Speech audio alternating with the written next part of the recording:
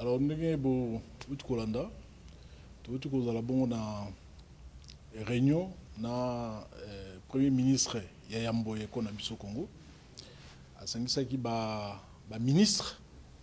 et na ba responsable de l'équipe ya riposte et nangamongo gouverneur nazaki na kati ya réunion wana. Ndenge boyebi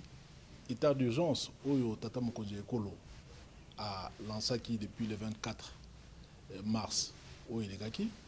et aussi là le 21 juillet au Tozadango. Donc le coup état d'urgence est vers la fin, donc les gens aussi là et c'est ngeli tomi bongama ndenge nini toko banda ko lever moi ba mesure ndambo ti tango toko lever ba mesure nyonso pour ba misala ezonga ndenge zalaki pe bato ba reprendre ba activité na bango normalement ndenge tozalaki. Mais nyonso wana il faut ça là na kati ya ordre nango ba solo o touti nango ko solo là na tata premier ministre Yayambo Yeko na biso. Donc levé